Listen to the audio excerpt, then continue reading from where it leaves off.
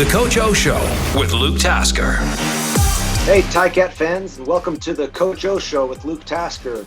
That's me. I'm joined by Orlondo Steinauer, our Ticats head coach. This is our weekly update with Coach and a chance to see how the team is doing, prepping for this week's game, Friday against Calgary. Coach, good to see you, man. How you doing? I'm doing well, thanks, Luke. How about yourself?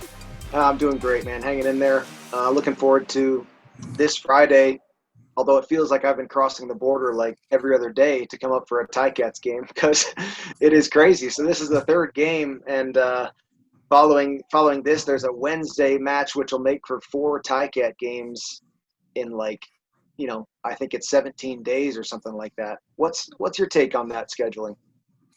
Well, I think the main thing, Luke, is that it's been on the schedule, right? So it's not something that was sprung on us. So we're prepared for that. I guess what you're not prepared for is just how healthy you're going to be. And, of course, you can have a practice plan going into, what you think it might look like. But as you know from being a part of similar games quickly or close together that things don't always go according to plan. So, the thought process is we've known about it. We're actually excited about it. We're obviously not looking ahead to Wednesday, but we'll have our hands full this Friday, and I'm just excited. We've had a couple of nice days of practice, but ultimately that's why you play the game. Yeah, I remember the tight games like that. You watch the film that you can get to, you focus. For me, I was always like, if I had a short week, I was really focused on the score zone and then their main coverages, and I would watch it broken up like that. But you got to be really, really honed in on what you're doing. You got to really, really know your own stuff because the games just go back to back. The Labor Day Classic to the Friday game, to me, it always felt like a fifth quarter. Like physically, you do what you got to do during the week, and you try to get rid of bumps and bruises. But once the game started, it's like, man, like we were just right here. And if you can feel physically healthy, I almost felt like you could hit the ground running. But that's the battle because it's not easy to get physically right for something like that. Let's talk about Friday's game. I mean, obviously it was just looked entirely different from Labor Day in so many capacities. And to hand it to the Argonauts, I mean, they played way, way better than they did in Labor Day. I mean, they made a lot less mistakes and they did some things right. In your opinion, what was the biggest difference between those two games? Well, I thought, for us, we didn't have explosive plays that really are detrimental to another ball club, no matter who you're playing. I thought they ran the ball a little bit more effectively. And I think that they didn't beat themselves as much, right? They took some penalties that were definitely helped us out in field position and those sort of things, and they didn't give up, big plays in the kicking game. So I felt like neither team really had a lot of energy. I feel like their energy really came from them scoring early. But I was just so really pleased with the way that our football team battled back to the point where we were lining up to tie the football game despite what it may have looked like to that point as far as being outplayed, being however you view the physical battle, the turnover battle, whatever you view at the end of the day, how we were lining up to give ourselves a chance to possibly win that football game. So this isn't set on moral victories, but you know as well as I do that every week, half the teams lose, no matter what you do. And there's only one satisfaction, and that's to win. And we didn't get that done. So that's the disappointing part. The encouraging part is some of the things that we talked about, we did get better at. And you would know that from being in, behind closed doors and being on the other side of it, that you do have to see improvement like that. The ultimate, though, is to come out ahead at least with one more point on the scoreboard, and we didn't do that last week. The world, everything around a football team knows only wins and losses, and that's what counts. That's what anyone will remember. The players, I remember as a player, you talk to a former great, and they always say the same thing. I remember the locker room. I remember pizza on the back of the bus. Everyone's got their own little thing, but really, that's like the special moments as a player that you can't capture as a spectator or as a media person, or only the players know that kind of stuff. And in the same regard, I remember as a player, you have a pulse on like what you just described, sort of the good morale, the little wins that didn't show up on the scoreboard. You get a sense for that. You know the guys on your team who were, playing their hearts out, and that helped the team, but that didn't show up on the scoreboard. In this game, it'll go down as a loss. But there are some things that I saw, especially Dane, and everyone's hoping for a really great quick recovery from Dane. But he missed a throw deep, and haven't talked to him about it. Don't know exactly about it, but I'm guessing he would call that a missed throw that deep. And a couple plays later, he was running. I'm talking like he was going to get a first down or die. It was, his heart was out there.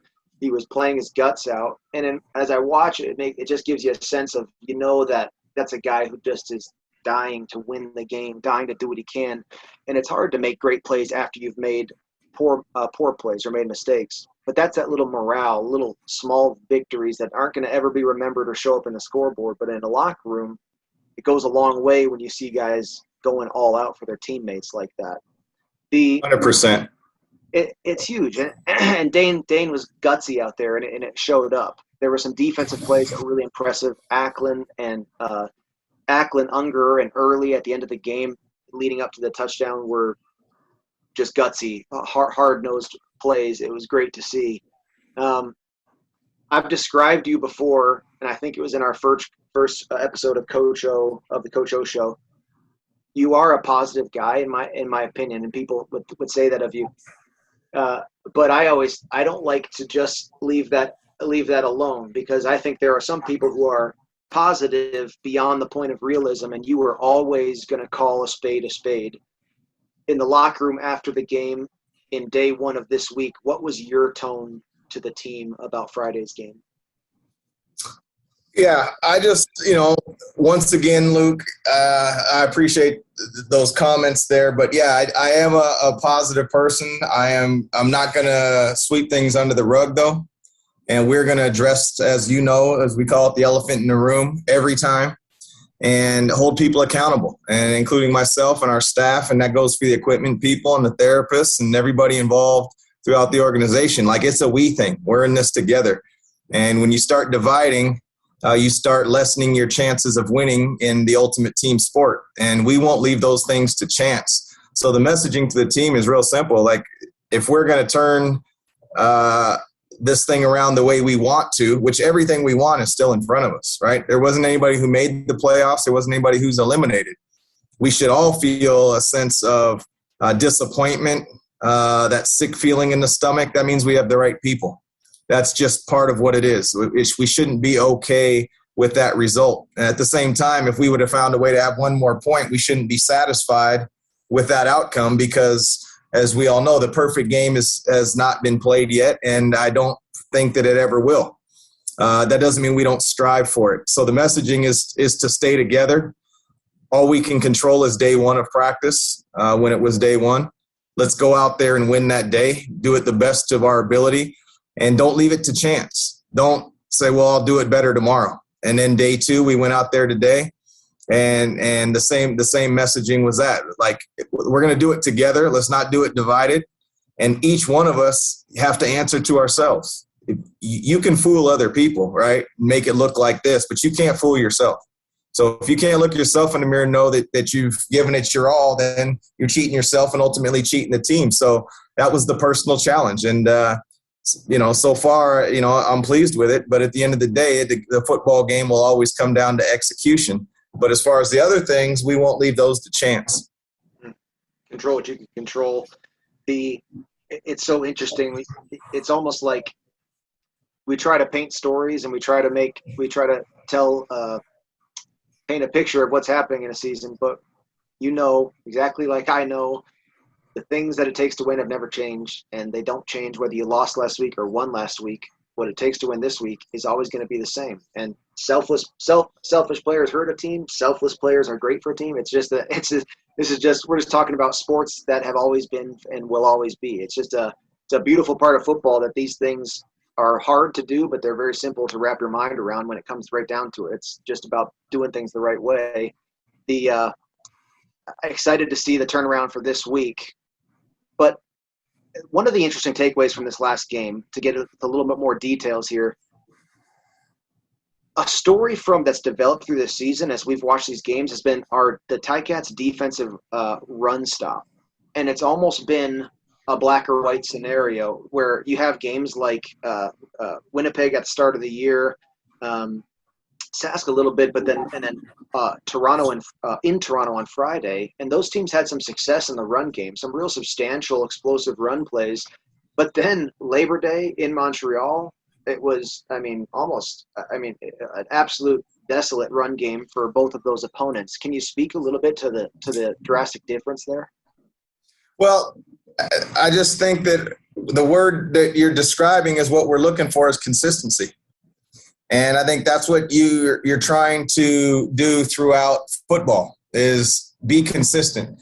And, from being around me, that we like to look at it like, as the saying goes, that consistency is better than rare moments of greatness.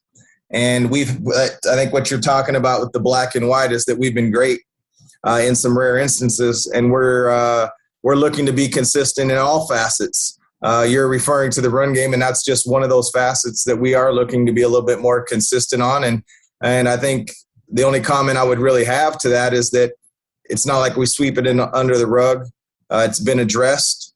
We show signs of getting better in practice at it, although we can't be in pads.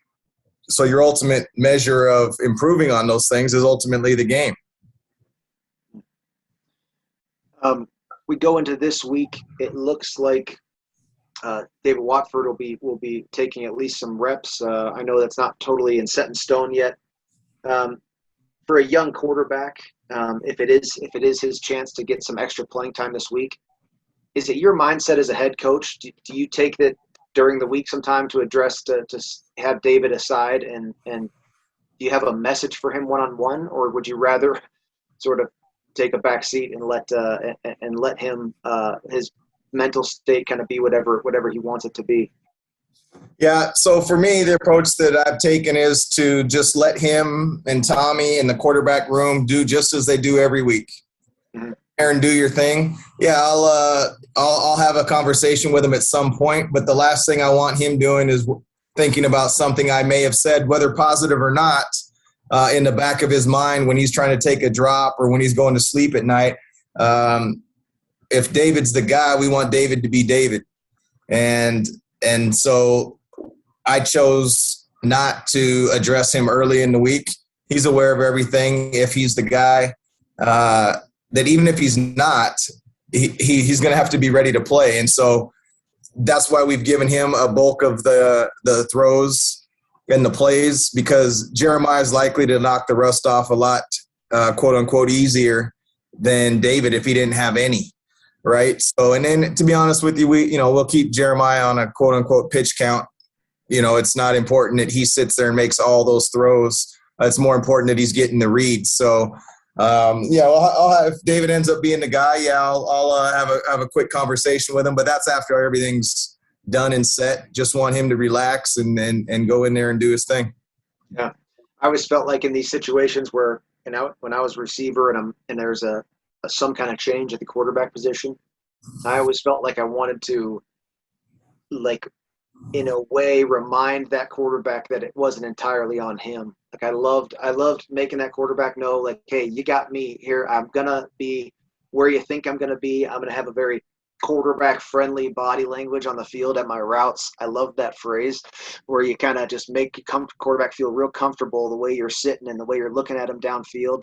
I'm hoping that if it is his chance to get some reps, that there can be some cohesiveness early on, because it is the hardest position in sports. So there's a lot of moving pieces and a lot of non-controllables out there too. So that's right. Exciting stuff. A long season ahead and a lot of good things to come. Coach, we're looking forward to this third game, and I appreciate you for spending your time for the Coach O Show here this week with us. I'm going to be up there Friday, and I can't wait to see the team go to town and in the Hammer again. Awesome. Well, I'll be there. All right, man. Good. We'll see you there, man. Always a pleasure. I look forward to next week. So it's going to happen quick. So be ready. Yeah, really. All right, Coach. Thanks. Sure, no problem. Bye for now.